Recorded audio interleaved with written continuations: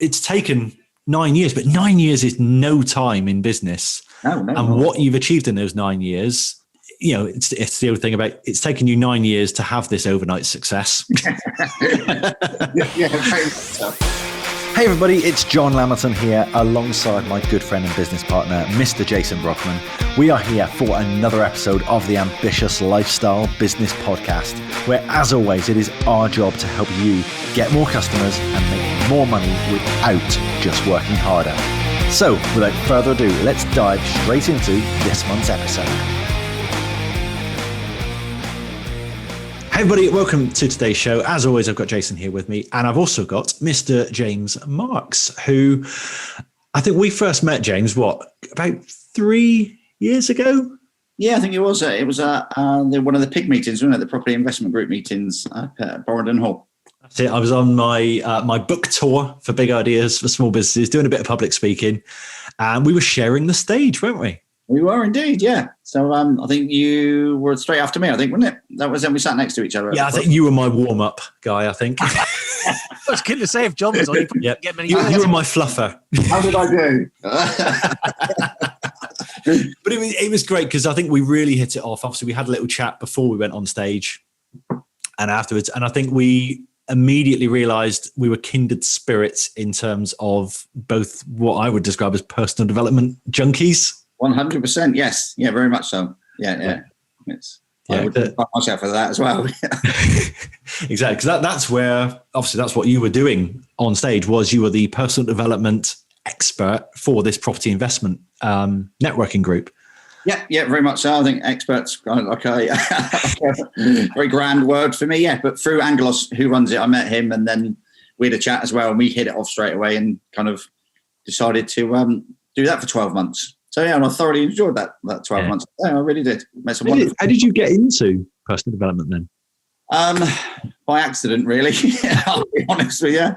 So rewind to 2012, I got left in a very, very awkward financial situation by somebody.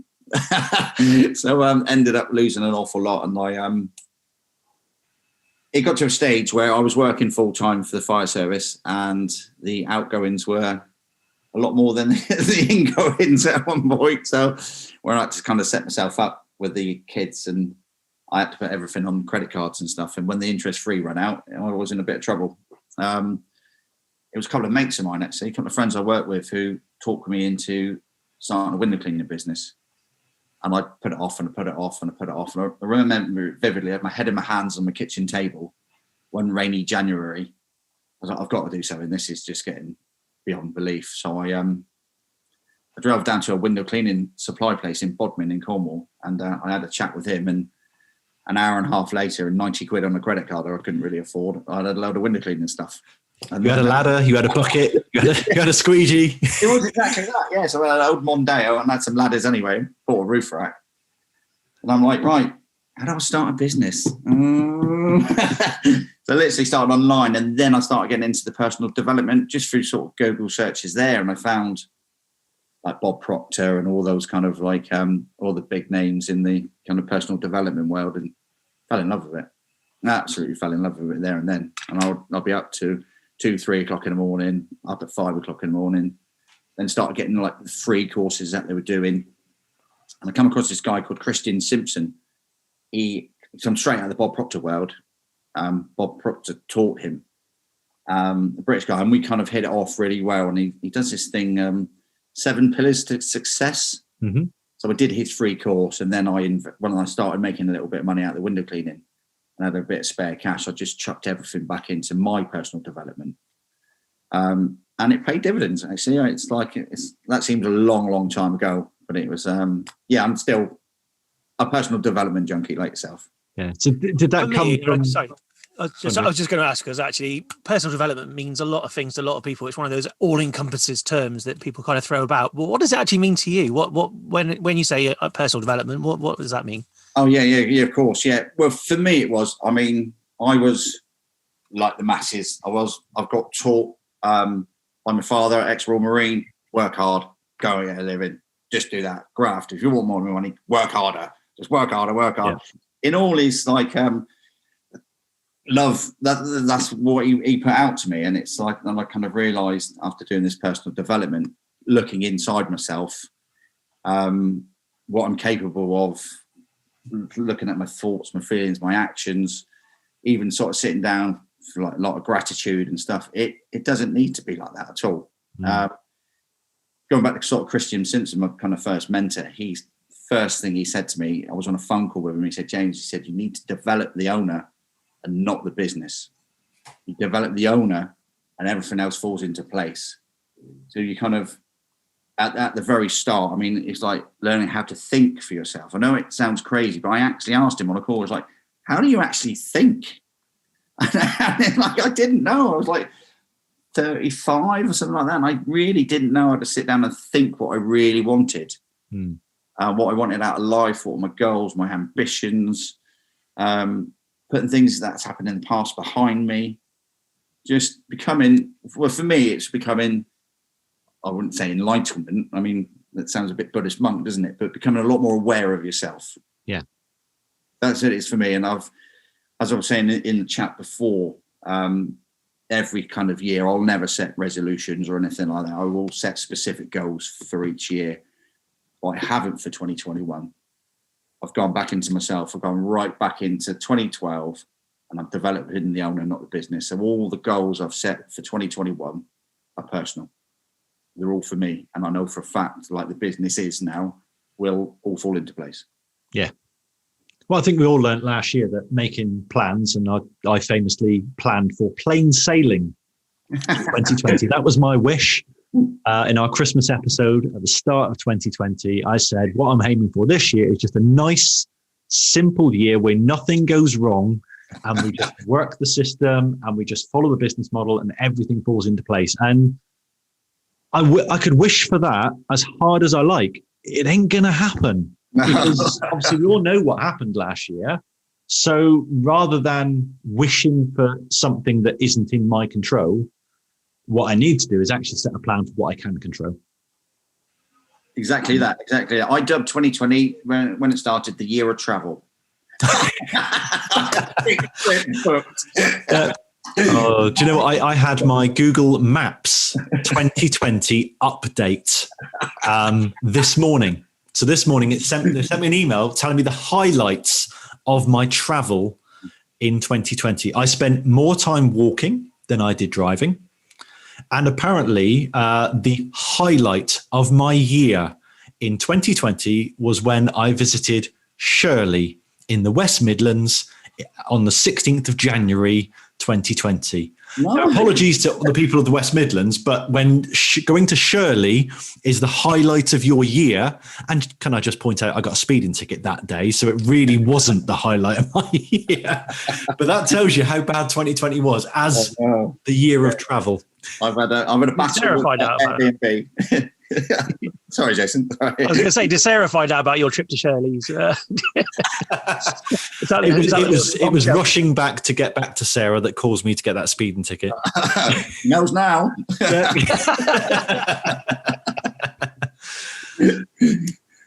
yeah, it's interesting you say about kind of your previous experiences with Royal Marines, and like you mentioned, you just work harder.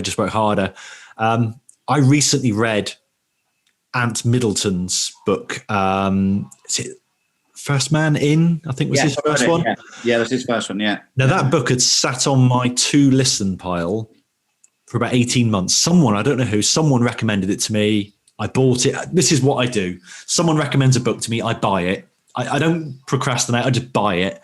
And eventually I'll work around to listening to it. And I started listening, and I'd put it off for so long because I knew what this book was going to be about, because on the front cover is the hard man, the ex-Marine, I'm just going to tell you to fucking smash it and run through brick walls. I know what this is going to be all about. It's David Goggins all over again. First chapter of that book, don't judge people by the cover. You can't judge me. You can't tell me what I'm going to be. It's like, shit, that's exactly what I've done, mate.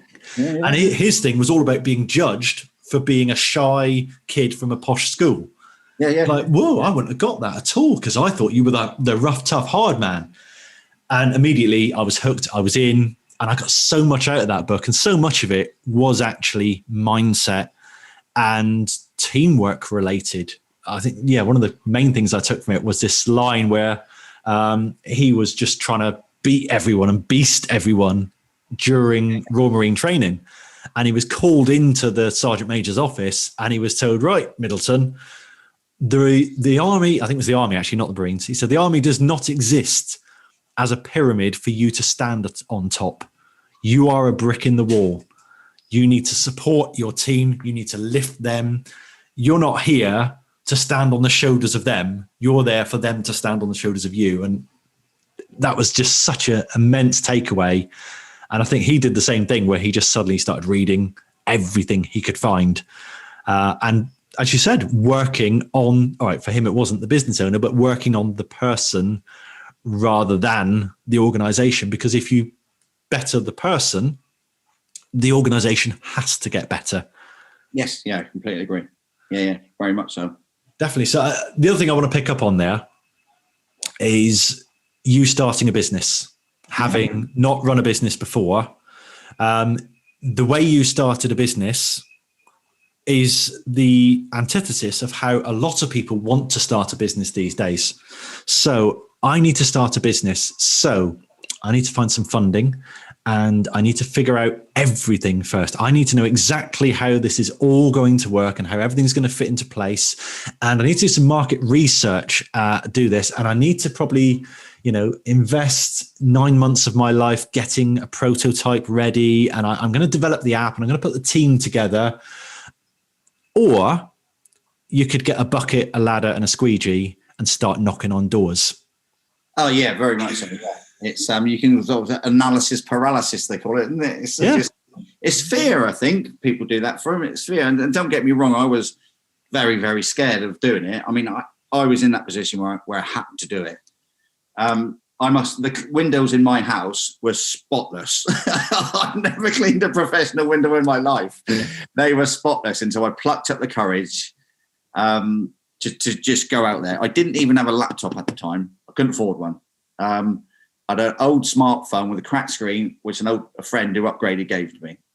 I had the internet at home, so I literally started how to start a window cleaning round, how to clean windows, loads of YouTube videos, and then I just bought a 50, 60 pence book out of Asda, got a pen, and went, right, I'm going to knock on doors. I started in my own street, I got nothing, and then I lived up the top of a hill, walked all the way down, I got to the last house on the bottom of the hill. She went, yeah, okay. I was like, boom, that's number one. It was £10. I got £10 for it. So excited, but that was all I got that day canvassing. Yeah. We went back, and it must have taken me nearly an hour to clean these windows. You're like, do you want some more money? I was like, no, it's fine. We said 10 quid, it's fine. And that's I've still got the window cleaner side of that business. We've sold half of it, and we kind of helped guys out, and we've started people up in business as well. But we've still got that customer. I took a photograph of that check. I was so excited. It was my first £10 check. I would have framed it, but I needed the money, so I spent it. That's a very familiar story. I've been there with my £13.51 check. But it is that moment, isn't it? Of, oh my God, I've just magicked this money up. Yeah. As you said, from knocking on doors. For me, it was playing about with websites. Yeah. And, you did better than me because it took me 9 months of playing around with websites. An hour of knocking on doors? Oh. It took me 3 weeks to pluck up the courage to get out. But yeah. But no, you still got that customer? Yes. You still got it. So actually, the lifetime value of that hour of walking around down the hill and up the other side, you've got a customer and you've had him for 10 years or so. Yeah. It's mad. And all the upselling and stuff, which obviously all sort of comes with it. But going back to what you were saying, on the grassroots of it, it's just go and do it. And that's how I started the cleaning company. Yeah. We were I was a sole window cleaner, and I went from a Mondeo with a ladder on the back and butts of water in the boot. Yeah. And sometimes where I used to fill up with hot water at home. And if I used to leave the bucket, like the green kind of window cleaning bucket, full of warm water, especially in the winter, because your hands get freezing. And if somebody cut you up and you stopped it, all like all in the footwell. But through personal development and then investing everything I could back into the business, I bought a laptop. Then I started designing my own flyers, started kind of learning a bit about marketing. Within 6 months, I bought a van. And then a month after that, I bought the pole system. Then 3 months after that, I bought another van as an employee. We then become a business partner, and it's just snowballed from there. But for me, it all stems back to that working on myself and having the courage to just going out and doing it. There's a lot of fear to get through. But through that personal development again, I taught myself it taught me to push through that fear bubble and go out and do it. I just want to talk about, lots of people work for themselves, lots of people do the job, but the very first step, the biggest fear, I guess, is taking on the first employee, and you kind of did that fairly soon in your journey.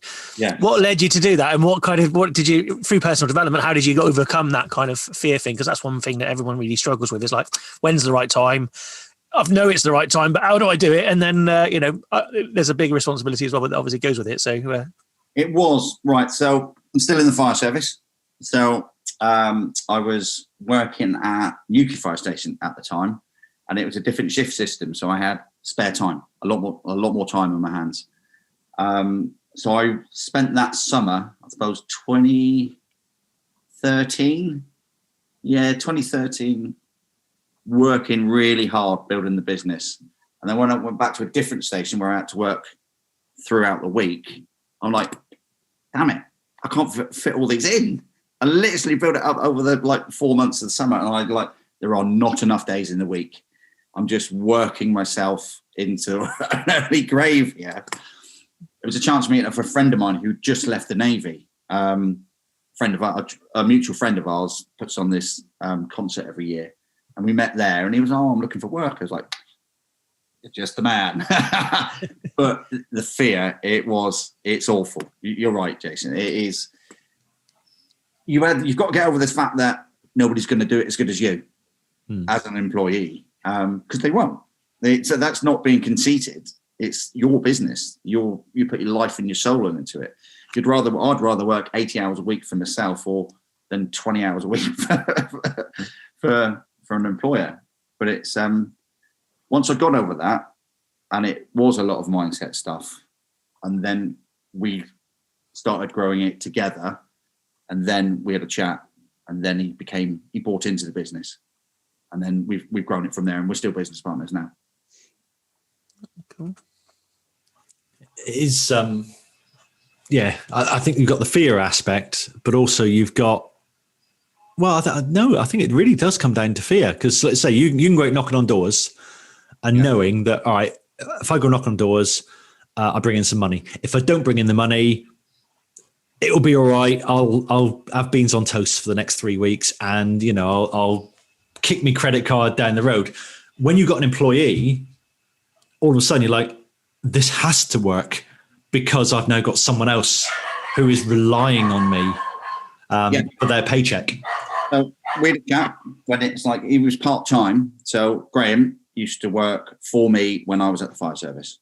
So I'll be at work, he'd be out working, because there was 5 days a week, probably 6 days a week work there I'd built up. So we sat down, he's like, right, I need full-time work. So we sat down and we went, okay, I'll give you full-time work. I will personally take a dip in my own income to give to you, but we build it up. And Saturdays, with a pair of us are going out knocking on doors until my income comes back up to, or if not more than it was before. And that's how we did it. And it took a couple of months. Okay. So where are you now? Because we've moved. We'll move on quite quickly, because obviously it's not just the two of you doing the business. As you say, window cleaning is just one side of it. How's it grown? Where are we now? And then how do we get there? Right. So I'll rewind a little bit. So we were window cleaners, just a pair of us, just window cleaners. And then very quickly we employed 2 window cleaners, and we sat in the office, drumming up business, which worked quite well. Everybody got a wage. And then I had a phone call one day from a builder's firm saying, do you do internal cleaning? Our cleaners let us down. Yes, of course we do. So I'll come there tomorrow and I'll do a quote. So I used to literally drive the van in my working clothes, pull over in a lay-by, put a shirt and tie on, put some shoes on, nice pair of trousers, smart myself up, drive around the corner, and then with a nice pen and pad and everything, and sort of do the quote. Phone my mate up, who was my business partner then. I said, we're now into the cleaning business. He's like, you effing idiot. Blah, blah, blah, blah, blah. Fast forward now, we've got 34 employees. So we've done all right. So for somebody who fell into it, we seem to be doing all right at it, to be fair. So we've got 3 full-time and 31 part-time. Fabulous. I guess having been able to get yourself out of doing the i.e. not going up ladders and cleaning the windows and getting into the office where you guys are in the office and then you've got people doing that for you. That's another huge hurdle, which once you get over the fact that no one's going to do it better than you kind of thing, but there's also another hurdle because actually you're not then making the revenue yourself because you're not doing the work, if that makes sense. You're actually in the office. So you've now got a different challenge. Yeah, very much so. Our biggest challenge after that was HR, really, looking after the staff. We've got an awful lot of contracts, especially now in sort of through March with the first kind of lockdown and now. So I must admit, I was pretty bad at employing people. I'll be honest. I'd listen to people, do phone interviews, like face interviews in cafes and stuff. And I used to pick all the wrong people, bar 2, who are now our main supervisors, who one looks after all the stock control and gets everything out to all of our contracts. And the other one is partner, they work together, does all the HR. She used to do HR for Kent Council. They came to us as cleaners and I saw something in them straight away. And then we promoted them. So they run it with us. They're as part of the business as myself and Graham. So there's like 4 key players now, but they've taken all that staff and HR right away from us. They do it all.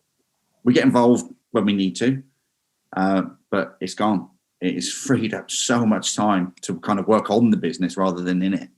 But obviously, the danger is with 1 employee, 2 employees, maybe 3 or 4, you can micromanage them. You can look over their shoulder and constantly nudge them back on track and make sure they're doing things the way you want. You can't do that with 35 people. No, you can't. But what we did, so this is kind of like my role, which I've put myself into really, like the marketing role and the kind of looking after the customers and looking after the employees. We've got a really, really high retention rate of staff. I've been very, very vocal about this in the past where I think the minimum wage is a bit too on the low side. So we've always overpaid them, always overpaid the staff. The key players we massively overpay and give them vehicles and phones, but they bring the money back in. Yeah. So I go out looking for things. How can I make this business 1% better in this area? So sort of classic sort of 1% club stuff. So I put in a thing that we're going to do a 6-weekly audit. We split it between the 4 of us. So geographically where we live, obviously since sort of March last year, we haven't been able to sort of go onto site. We'll walk around. We literally go, right, I've got half a dozen cleans here. So I would go around with a pre-populated form on my phone, on an app, and I'd go around and do an audit. So 1, it would be looking after the customer. 2, it would be supporting the member of staff. And then we do it that way. So they'd have a little like an appraisal. So that's how we kind of manage them without micromanaging them. We've always put it to both the client and the cleaner that it's a support mechanism. That's it. It's not Big Brother. We're not catching up on you.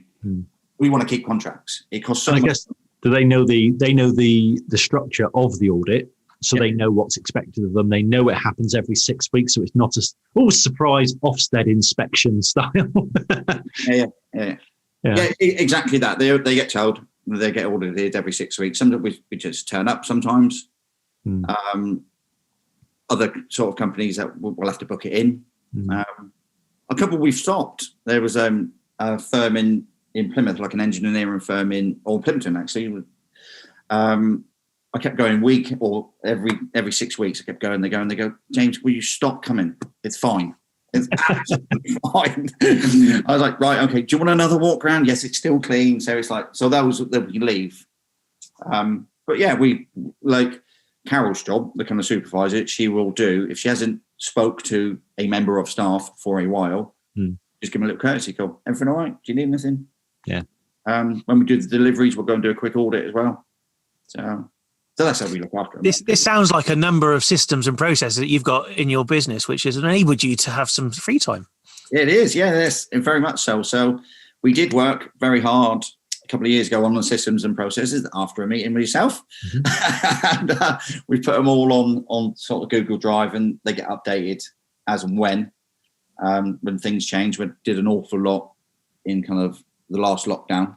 Once we've sorted everything out, when I stopped panicking, thinking I was going to lose everything. And where after this week's finished, we're going to look into that again, actually. It's I'm glad you brought that up, actually, because we have a weekly Zoom meeting, the 4 key players, and we'll literally go, right, what needs updating? What can we do now? We've got the time to sit down and take a bit of a breather. So yes, those processes are written down rather than in our heads now. Yeah, that's a danger, I think, with any.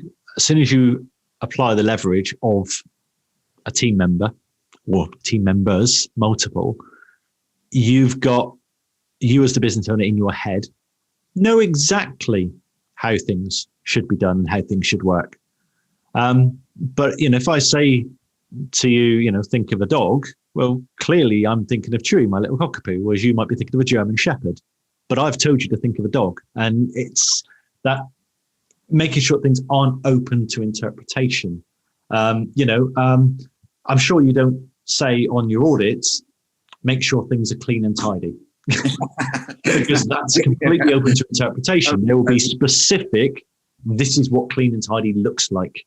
Yeah. This is acceptable, this isn't. Yes. Through the early days, then we've started doing inductions and sort of staff training. That's where the audits come from. Everybody gets like a cleaning schedule. This chemical does this chemical does that, this chemical does that. So it's a lot more professional than it was a few years back. When you say you put the systems and processes in place a few years ago, what kind of number of employees were we at then? Probably around about 15, 20. Okay, because I've heard this kind of, I think it's rule of 3 or something like that. It says, everything will break in your business roughly when you go from 1 employee to 3 employees to 9 to about 27 or 30 to 100, 100 to 300, and 300 will see you through to about 1,000. Once you get to 1,000, that will see you through to about 3,000 employees. And at this point, what you've got for 30 employees will serve you up until about 100, and then it won't work and everything will break and you need to knock everything down and start again. Has that been your experience? I've not heard that before, actually, but yes, yeah, very much so. Yeah, it's quite interesting. Yeah, because you think as a one-man band, everything works because you know how to do everything. Yeah. When you've got one other person, you tell them what to do and micromanage them. When you've got a third person, you need to rethink things. You can't just duplicate yourself. And when 3 becomes 9, you can't micromanage 7 people or 8 people the way you can 2. No, that's right. As you scale up from there, you've got to systemize. As I said earlier, there's no way you can have 34 employees and not have systems and processes. Well, you can, but I think that's called a herding cats or something. I'm going to credit you guys with that. I would have never, ever done it unless I'd been part of the 1% club. Definitely. Yeah. It was, it's one of those big meetings or one of those big things that it was you, Jason, and I'm sure that Borrendon Hall, I was like just taking loads and loads of notes. And I went back and I went, right, an emergency Zoom meeting, right. So we've got some work to do. And it takes ages. And as you write one, you think, I've got to write another process for another one. So we had a process about writing processes. I know it sounds a bit daft, but right, we need a process for recruitment. So where do we start with recruitment? We need to, Indeed. This is where we get, all right, how do we do Indeed? Right. And then 10 other processes come out of that. So the process for writing that process was If another process needs to be written, write it in red. Yeah. Never come back to it. And that's the difficult thing, is people don't start doing that because it's actually this mammoth job to kind of do. And like you just said, it's like, we've got this big job to do. And actually, it is a big job, but actually you don't need to make it a big job to start with. You just got to do stuff. You got to pick your elements. You got to do the right bits, and then you can kind of grow. And as you just said, mark it in red. We'll come back and we'll do that process later. And, and you just grow and you just do it and you do it. And, until 3 years later, you've now got a kind of fully systemised business. Yeah, exactly that. And it's just that sort of start with a single step, isn't it?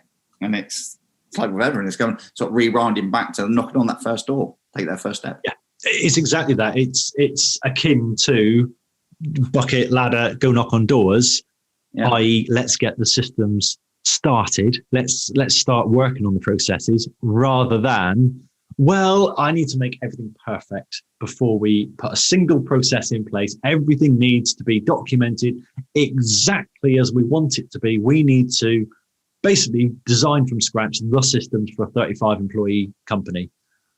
Good luck finding the time to do that. Exactly that. It will never happen. We're not like this now. I don't think any businesses, I don't think Branson's like that, is he? No. Well, what was the title of his book? Screw it, let's do it. Exactly. Exactly that. It's going back to like kind of rewind back how I started sort of getting bigger and sort of growing sort of thing. I realized that whatever business I'm in the marketing business. Yeah. I'm marketing myself as a window cleaner. We're now marketing ourselves as a cleaning company as well. And I'm now marketing myself on the other business as well as like a self-published author. And it's just start, isn't it? It's just start with that step. So I was going to move on to that bit. So since you've just brought that up, that's brilliant, because with these systems and things in place, you've now found yourself with a bit of free time within the business, because you've been able to write yourself out of lots of roles where you would have been doing those. So you've got some free time. So you're resting on your laurels. You're kind of taking some time out. You're enjoying yourself, or not at all. I've started a new business this time by myself, just because I fell into it like yourselves. I'm always getting emails and joining mailing lists of people, and it came through Robert Kiyosaki. Oh, right, yeah. Through this guy, what was he called?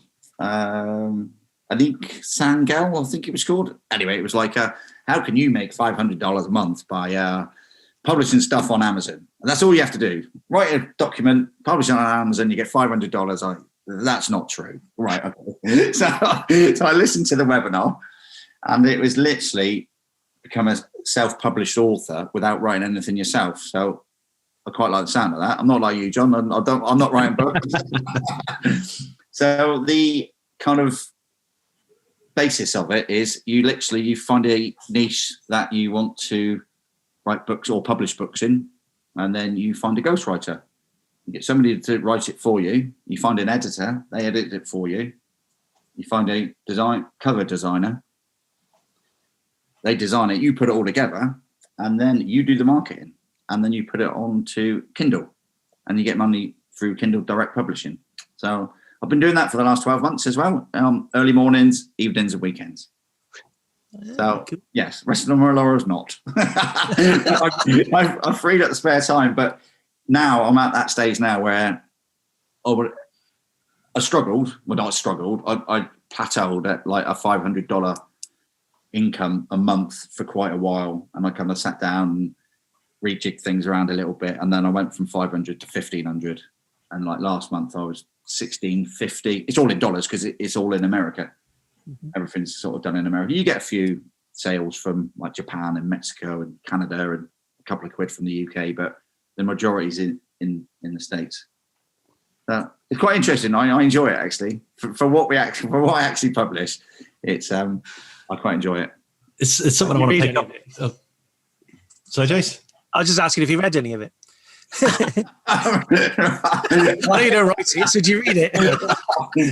I have read very little of it, so that is why I employ an editor. So the editor does it, and then I also send it to a beta team as well now. So I've got a beta reader team who are fantastic. I've whistled it down to one person who absolutely loves reading books and picking up grammar and spelling mistakes. So I'm just the organizer of 5 or 6 different people and the money and the marketing. So, but on this latest series, because it's now started to kind of build where I want it to go. So the next series will be out February, maybe March, all depends. I'm doing the marketing plan this weekend, funnily enough.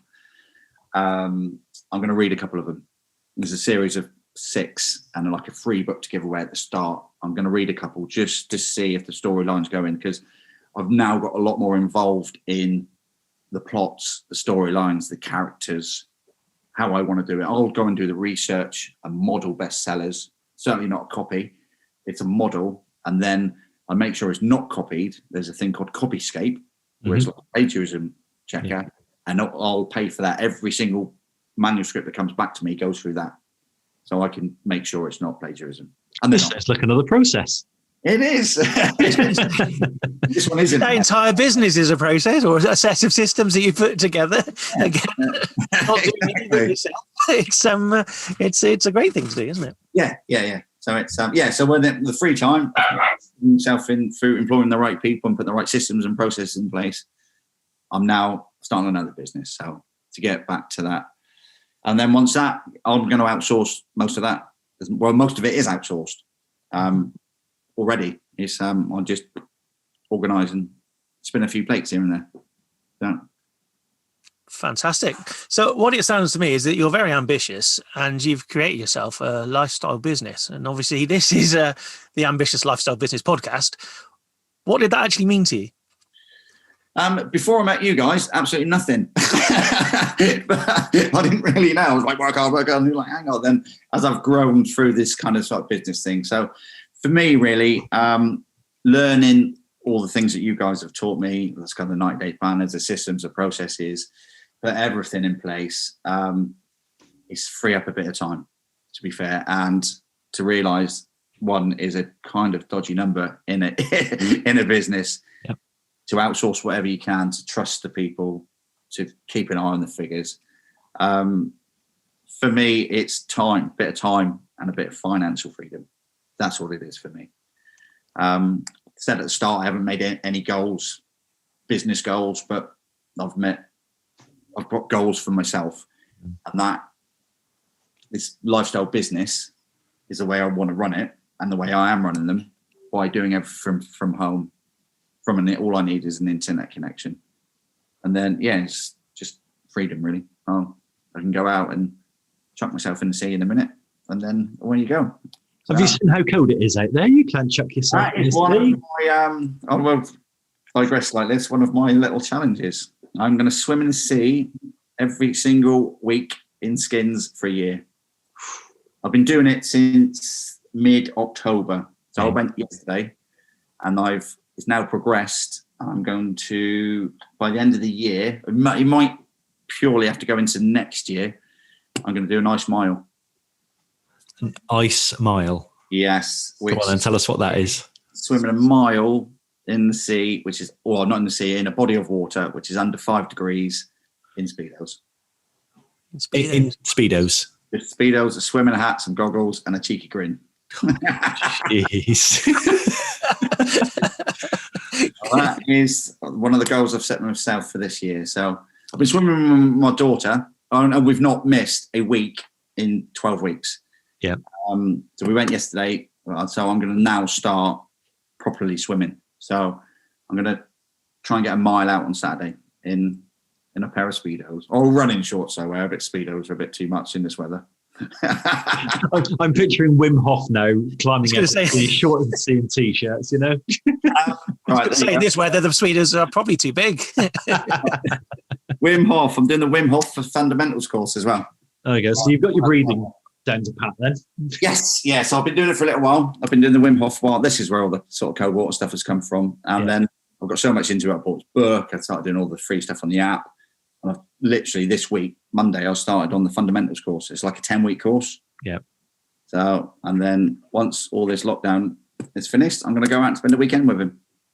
Good. Well, I'll tell you what, when you do your ice mile, I will do the bathwater mile. Is where I go somewhere in the Mediterranean, and it's like bathwater. It's really warm, and I have a little bit of a paddle. Yeah, fair enough. Because after all, 2021 is going to be the year of 2 years worth of travel. Yeah, exactly. Yeah, exactly. Yeah. No, I'm absolutely 3 months. The code stuff I'm absolutely loving. So it's weird. It focuses your mind something chronic. It's meditation. It really is. Yeah. I do remember doing a sea swim back in September for my September challenge a couple of years ago, and it does focus the mind on breathing. I've got to be honest, you've got to keep breathing.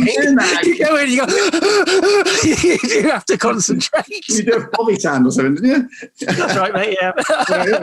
In September, it was kind of like. Isn't September like when the sea's at its warmest in this country as well? Yeah. So it's about 10 degrees at the minute. In the morning, it'll be a little bit. I know for a fact it was 10 degrees yesterday. I took a thermometer in with me. So I just got to check it. So this cold water therapy, apparently, it's got to be under 14 degrees C for it to work. And you've got to do it for more than 2 minutes. So regularly.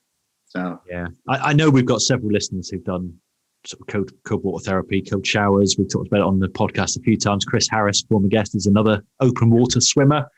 Fair play to you guys. I not for me. Oh. I'm a sauna guy. What can I say? I like sitting in my sauna in 100-degree heat. No, I like the steam rooms, but when they're open, I'm a member at Nuffield. I love it. Go for a swim and then go for a steam room afterwards, but then a cold shower. Definitely. So when you free up all this time, what are you actually going to do with it, James? Are you going to fill it with another entrepreneurial project, or are you actually going to fill it with a project for yourself? I've got the bug now. So yes, I will. I don't know what yet. So I'll expand the publishing side of it, and as well as expanding the cleaning side, definitely. But there'll be something else. Yeah. I don't know what yet. So it depends what lands in your inbox, I think, doesn't it? Yes, yeah. So over the years, I've managed to learn to kind of like focus on one thing or two things now. Yeah. But I've got the time. I've always been not a shiny object, but try and spin too many plates at one time, and then you kind of get mediocre results in several things, don't you? So where I've kind of focused everything down. That's why I stopped talking at Pig, really, because I was doing too many things. So it was like really concentrate on the cleaning company. I freed up some time. I'm now really concentrating on both because I've got enough time during the day. Yeah. And once that's freed up, I'll have a look at someone else. Yeah, have a look at the inbox. See what Robert Kiyosaki's got to say. Interesting point on that, because obviously one of your first reactions when you said that, you can earn $500 a month by putting a PDF up on Amazon was, don't be stupid, you can't do that. And I'd imagine that you were probably one of several hundred people watching this webinar or whatever who also had that same thought, but I now sat here not earning $500 or $1,500 a month from it because they thought it wouldn't work and didn't bother trying, and they didn't do any work. Whereas actually you, as I've said in Routine Machine, you read the book and followed the instructions. Yeah. And it does work. It does work. But you've got to do the work. Yeah, it does. And it works much, much better than the income I'm doing as well. There's a couple of guys who on the same course as me. We're in a sort of closed Facebook group doing 27 to 30 grand a month. So it's there. It is there. It's but we all like tread our own path, don't we? And I'm kind of doing it a little bit slower, but I'll get there definitely. Yeah, exactly. I mean, Colette, our book coach and publisher of my books, she during 2020 turned her hand to fiction writing. She is actually writing the books herself as well. Brilliant. She knocked out something like 40 books in a year, and the passive income she's getting from it is tremendous. But she knows the framework. She knows how to make it work, and she's got a process for it.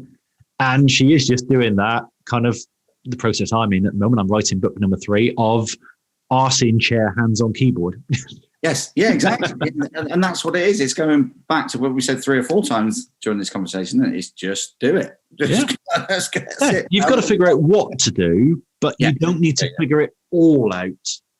No. You can figure out the next couple of steps and metaphorically grab your bucket, grab your ladder, jump in the car and start knocking on doors. However that applies to your business, get the basic, get out there. And, well, I can't think who it was now, but I've been Reid Hoffman. Someone said, that if you're growing a business or starting a business, it is basically like jumping out of a window and assembling a parachute on the way down. You figure it out as you go.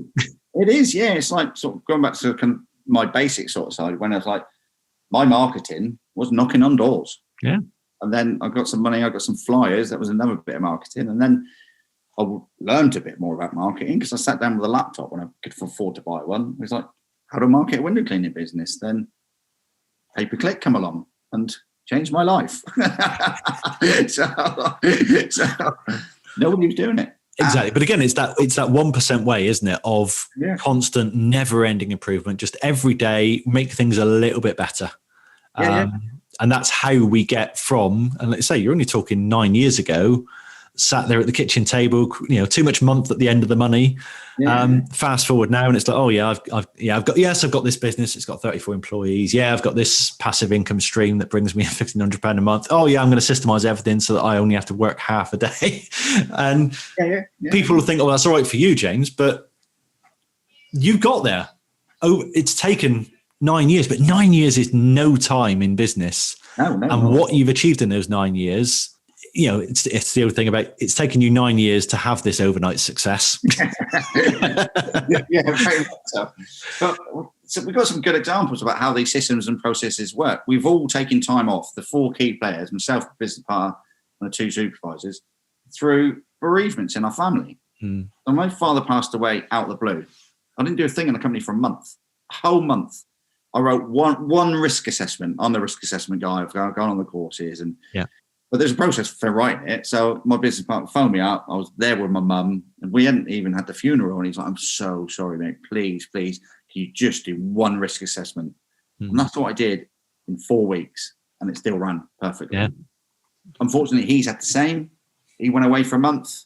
It's all there. We know what to do, and the supervisors have done it as well. They've gone, "All right, disappear. We'll pay you for a month. Take the van. There's the diesel card. Away you go. Where do you work?" And it works. As they say, that's when you know you've got a business, not self-employed. Yeah, exactly. So it works. Obviously, we all couldn't be off at the same time. But one at a time, it works. Yeah. So. Exactly. Love it. Thank you very much. I was just going to say thank you very much for joining us today. That's what I was going to say. John, have you got something else you want to say first? No, great minds think alike. I was doing the same. And we can't go to a football match we're supposed to go to next week. Gutted, mate. Really are gutted. Really able to get back in again. But as soon as we are. Yeah, very much so. Yeah, I'll be up for it. So very much so. Definitely. So is there anywhere that people can get in touch with you, find out more about what you do and what you're going to go up to next? Where can Robert Kiyosaki reach you? That's what I want to know. Find me on Facebook if you want, under James Marks. I'm linked to the kind of ALB and the sort of 1% club as well. So, I'm on there. So I'm more of a voyeur on it than a poster, I must admit. I'm too busy chucking myself in the sea and holding my breath and stuff. Being Barbara Taylor Bradford. Fantastic. Thank you very much for joining us, James. And thank you everybody for listening. And we'll catch you next month. So there we are, another episode in the can. How was it for you? Please let us know. However you listen to these podcasts, please leave a review on that platform. Let us know what we can do better, what you like, what you don't like, and how we can improve to make this show even better for you. We'll see you next time.